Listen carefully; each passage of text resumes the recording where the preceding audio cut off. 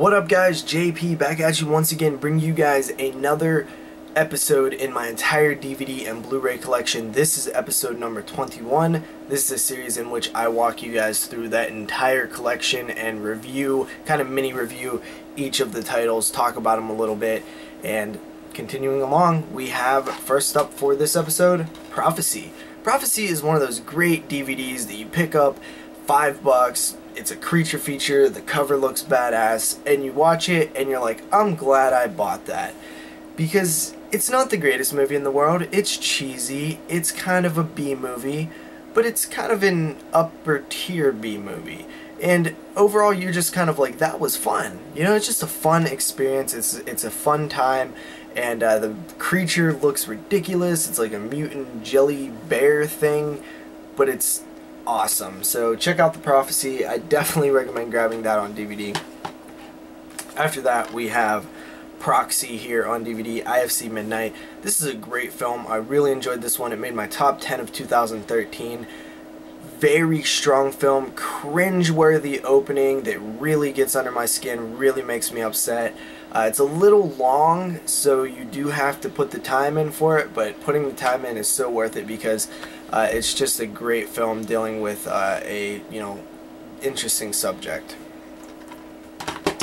After that, we have the classic Psycho, and I got it in this almost like hardback book version. It's kind of like a digibook, I guess you would say. And this is one that I got super cheap, and I remembered when I grabbed this, I had watched all the special features on it. I mean, there was a lot of cool stuff, learned a lot about Alfred Hitchcock, learned a lot about Psycho, and, watching it on DVD, years and years ago, it really did blow my mind, and I'd always known it was a great film, but I didn't realize how good it was until I watched it when I picked up this DVD, and Jesus Christ, it's an amazing film. Super good stuff. I need to talk about it in a longer format, maybe podcast, maybe one day, so until then, I'll let it at that. And then we have Psycho 2, 3, and 4. This is a great multi-pack here. I do have them in other editions now, but at the time this was like, $7.88. I picked it up, got all 3 of these films, did a marathon late at night. I wasn't working, my sleep schedule was all jacked up, and I popped in Psycho, then Psycho 2, 3, and 4, and I just loved it. I loved the journey. I had no idea that the sequels were as good as they were going to be. They are great follow-ups to the original film. For being made so far after the original film, it really is truly impressive on how much it feels like this is the next step in the story. This is what happened next. It just totally feels natural. And I give all the credit in the world for that being able to happen like that. Psycho 2, fantastic. Psycho 3, fantastic. Psycho 4, not as good, but for a TV movie, fantastic. I truly love all these films. Olivia Hussey in Psycho 4 is great. Norman Bates, Anthony Perkins, great. He did a great job directing. I mean, I could praise these movies all day. I had a true blast when I watched them all in a row. It really opened my eyes to the quadrilogy, and I truly believe that it's one of the best, standalone franchises, not counting like the remake. So good. After that, we have The Psycho Legacy, which is the documentary on the Psycho films, and this is really cool. I finally grabbed this a few years ago. It was put out by Shout Factory, but it also was directed and created by Rob G, who is kind of ingrained into the horror community now. He has a podcast, Killer POV. He ran Icons of Fright. He's now working for Blumhouse. He's done commentaries for Shout Factory. I mean, the guy has done many, many interviews. He's been around for a long time. I've heard him on other people's podcasts. I've always been a fan of the things that he puts out. He really is like a super fan. And I love the concept behind this because he wanted a documentary on Psycho and he just went out and did it. And it turned into the Psycho Legacy, so I think that's super cool. I never actually did get to the 3 hours of bonus features, but I will eventually. So I highly recommend picking this DVD up, though. After that, we have Pulse, unrated. I believe this was a remake of a Japanese ghost film. I thought this one was alright. It's not the worst thing in the world. I kind of like the concept a little bit. Technology horror, a little ridiculous, but it's going to be dated in like 10 years. Everybody's going to look back on it and be like, well, not everybody, because there's not going to be a ton of people looking back on this film, but, the horror community will probably look back on it and see it as a super dated movie. One thing that is of note that I do think might pull in some audience is the fact that it is a Wes Craven screenplay. So he did the screenplay adaptation from the original film that this is a remake of. So that's pretty interesting. But yeah, Pulse. After that we have Pumpkinhead, and I love Pumpkinhead. Pumpkinhead is a classic. It's one of my favorite horror films. I love the atmosphere. It's so thick with atmosphere. It's rich. I love the story. It's depressing. I love the witch. I love Lance Henriksen. I love just the sadness and sorrow of the situation. I love the monster. I love the creature effects. I just love Pumpkinhead. It's so good. It really is. I think that it's one of the more underrated it's like one of the more underrated iconic horror films, which is a stupid saying in itself, but if you kind of get what I'm saying, for being so popular, I feel like it's still pretty unpopular. I feel like it should be more popular.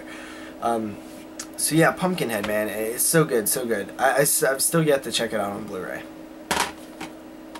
After that, we have the only way that I have Pumpkinhead 2, or the only way that I've had Pumpkinhead 2, and that is in this 4-pack. It has Pumpkinhead 2, Leprechaun, Wishmaster, and Wishmaster 2. Such a weird 4-pack, but at the time, you know, I thought this was a great 4-pack because I didn't own any of these films, I believe.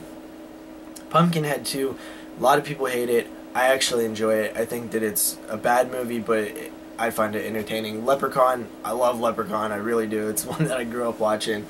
Wishmaster and Wishmaster 2, I think, are fantastic. I love both of those films. They're a lot of fun. So that's a pretty cool 4-pack. Although I have all these films separate now, it's still pretty cool to hold on to this, I guess. After that, we have Pumpkinhead Ashes to Ashes. It is a Sci-Fi Channel reboot of the series. It is a sequel, I guess, because it does have recurring characters from the previous 2 Pumpkinhead films. And honestly, I actually was super surprised that these weren't as bad as I thought they were going to be. Like, they're not good, but they seriously are not as bad as you might think they would be, being sci-fi made-for-TV Pumpkinhead movies. Ashes to Ashes, alright, Doug Bradley in it. It's a bad movie, but I didn't hate it. And then you got Pumpkinhead 4, Blood Feud. This one I thought was a little bit better because it kind of did the Hatfields and McCoy, and they kind of threw Pumpkinhead in there. I thought that it was pretty cool. Still not a good movie, but I actually like them. I kind of do. I like the 2 other I like all the Pumpkinhead movies. I mean, the first is a masterpiece classic, and the other ones are bad movies, but I still kind of like them. After that, we got Python. This movie's pretty bad. I haven't seen it in a long time, but I used to watch it a lot when I was a kid. CGI. It's kind of like post-Anaconda, I guess. Robert Englund's in it. It's not really that good. After that, you have Pumpkinhead 2, Python 2, and this one, I mean, even the cover looks like CGI, so I've never seen it, but I can't imagine that it's very good at all. This is probably a made-for-Sci-Fi Channel movie. But it is from that era where I felt like the made-for-Sci-Fi Channel movies, even though they were bad, they were still not as bad as they are now, and they kind of had this almost sort of charming nature about them. After that, we have Quicksilver Highway, Mick Garris, Christopher Lloyd, Clive Barker, and Stephen King. I mean, that you throw all those things together, you should have a great film, right? Not really. It's an anthology. And honestly, I found it very disappointing. I didn't really find it. I think it just has 2 stories, but I didn't really find it that good at all, and actually quite disappointing, to be honest. So I might give it another shot eventually. After that, we have Rampage, Killing Without Reason. I'm not really sure what this is about. It looks to be a documentary. It looks to have, like, it's 7 hours long, so I think that the idea here is there's like a bunch of different episodes, like an intro into Rampage, killing and killers, mass murder, spree murders, hate crimes, workplace killings, school massacres, family slaughters, cult killings, bombers and arsonists, and political killers. I'm a sucker for this type of stuff, man. I see that there's a lot. I'm seeing a lot of Columbine stuff on the back here, so I'm definitely down to check this out. I mean, it's a 10-part exploration of mass murder. Sounds great. It is one of those like Echo Bridge things, but I love this stuff. And I think I got this for like $3 with something else, so I can't really complain. I don't know when I'm ever gonna have the time to watch those though.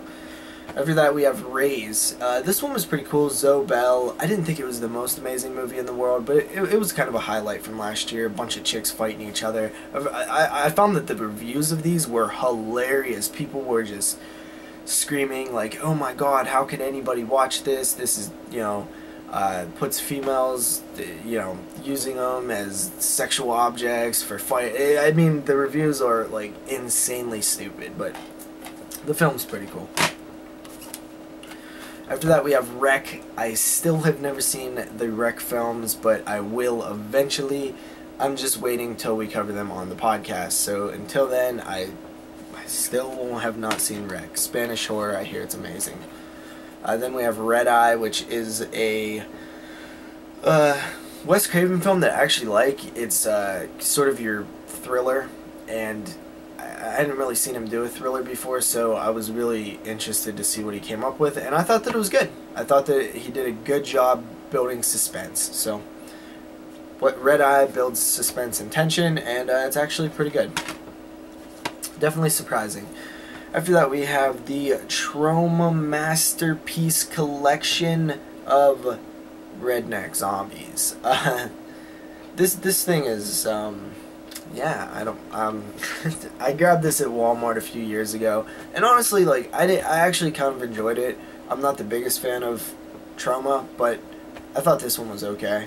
It's not a good movie. It's definitely bad. It's bad as hell, but I personally kind of liked it. After that, we have Resident Evil, and this one is one that I remember liking a lot when it came out, and it doesn't hold up at all. I would be curious to revisit the whole series because I've only seen the first 3. But yeah, it's over stylized. I don't like the way they handled the zombies. I don't like the way they handled the movie. I'm a huge fan of the game. 1, 2, 3, 4. I even like 5 a lot. 6 is another story by itself, but Resident Evil is just one of those films that it's just lacking in something, and I don't know. I'd be curious to revisit them though. And then finally, for this part, we have Resident Evil Apocalypse, which also I think is kind of lacking in something, but I do think this one's a little bit better. I like that this one was out in the city. Nemesis was there. I thought it was pretty cool. So Resident Evil Apocalypse, much better than the first one, but still kind of lacking in something. Alright guys, I'll see you next time with episode number 22. Peace.